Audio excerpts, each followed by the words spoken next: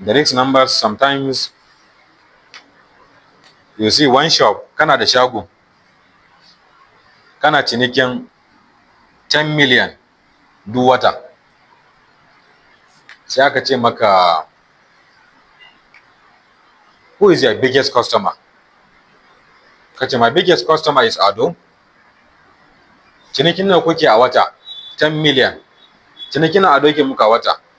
Ado shi kadai yana mana 80 million. Sai da yana da bala'in kokari, ya bude shaguna kuma yana da himma. Shi kadai yana mana 80 million. There's a problem. An gani? Wannan ya fall under risk numbers. Ran da Ado ya ce ya daina business din da kai, it means 80% din business din is gone. An gani? So what are you doing about it? Kana sai da kaya kala 10 a cikin shagonka, 10 different products. Sai muka ce, what is the best selling product a shagonka wanda yafi komai tafiya? Sai ka ce, well, to be honest, an fi sayan sabulu saboda zafi ake yi. What is the percentage this sabulu is taking from the entire sales? It's contributing 90% of my sales is sabulu. The day people stop buying that stuff from your shop, the shop is gone. And Gani, the moment something happened, so what are you trying to do? To what? To grow other products. One is why kira me risk numbers. Now, how many debtors do you have? Sai ka ce, ai ka san kasuwar da kasuwar take, ai 80% din kudin mu yana hannun mutane. Risk numbers. There are people who don't know. When you ask them, how many of your capital is with your customers as a debt? Ba sani ba. Ka gane ne? Ka san ba da matsala, amma dai ka bari ko zan duba littafin gani. Last year, how many debtors muka shigo da su this year? Last month, how many debtors muka shigo da su wannan wata? The numbers are not there. They are called risk numbers. Am fahimta? They are called risk numbers. So there are a lot of numbers under risk da ya kamata in an tambaye ka sai ka bada answer. In baka sani ba, it means you don't understand your business. An gane? That is why we say, if you don't know your numbers, wallahi you don't understand your business. An gane? Good. Sometimes kuma za ga cewa you have another number which is also very critical. It's called what? Cash flow numbers.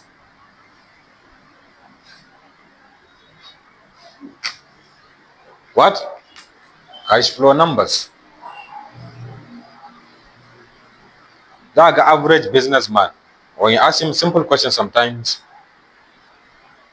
ba shi da answer da zai baka, or he is not sure of the numbers. Yanzu an tashi da safe, ko kafin a fara kasuwa, yanzu gari ya waye. Aka tambaye ka, how many cash do you have at hand now? Cash da ake da su ko? Cash at hand. How much? He doesn't know.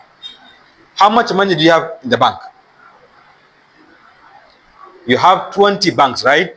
If you accumulate gaba daya figures then, how much money do you have in the bank? An gane? When he doesn't know. You have your suppliers, but ake sayan kaya wajen su. How many you paid? They are yet to deliver. How much? Wani ce ka gane, bari sai na kira yaro na shago tukunna, because wani kasa abubuwa sun yawa ne. Shine su suke rike wani abubuwa. Dala bari na kira su ci. Dala yes, dala kaya nawa muka biya ne ba har yanzu ba ka ba.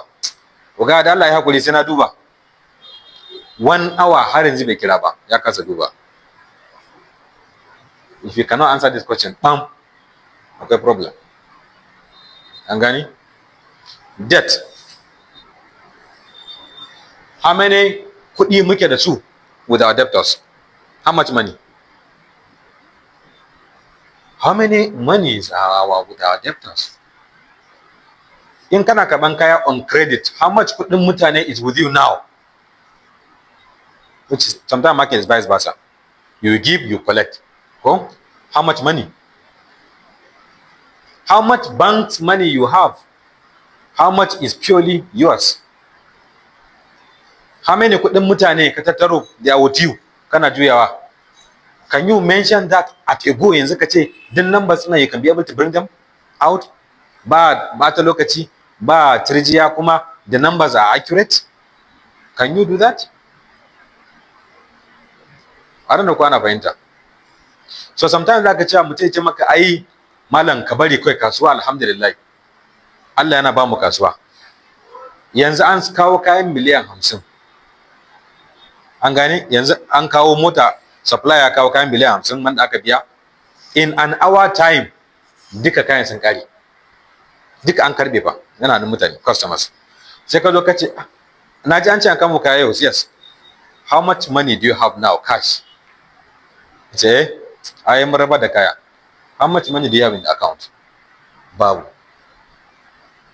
And all kaya 50 million is gone to other people. Yes. What are the documents da suka yi signing cewa sun karbi kaya yau? Kowa ina takardar shi da ya signing. Yes. What happened if they refuse to come back? An gani? So if there is no money, kamar yana ka kira shi cash flow. If something come up now, akwai huge demand na wani kaya, which money are you going to use to buy? So are you paying attention to your cash flow numbers? Can you answer a question at any particular time? How much cash you have? How much money you have in the bank? Are you fully ready? Are you on top of your numbers? So, ladies and gentlemen, it is very important to know that numbers are the language of your business. If you don't understand that language, you truly don't understand your business. Angani? So, to give you just a simple scenario, it's just like a pilot. Go. A pilot, mutane sun yi onboarding plan ɗinsa, an cika. As he started the plane, an fara tafiya, unfortunately, the dashboard is gone.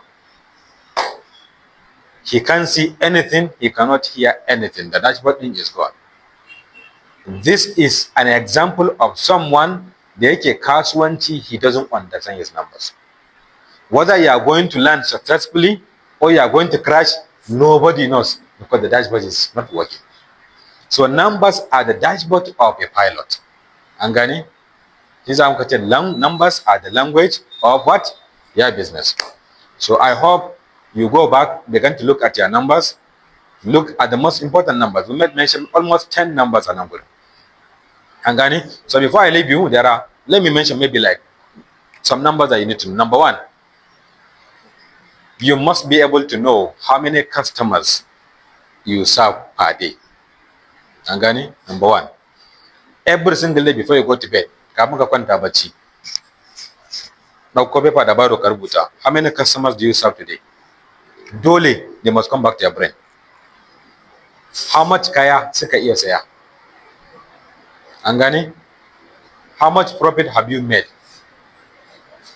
An gane? How much cash at hand do you have? Both cash at hand da kuma money in the bank. Your competitor, the closer one, where is he? Or in terms of market, where is he? You need to know your own position. Where are you? You need to know what your industry numbers. If your market is,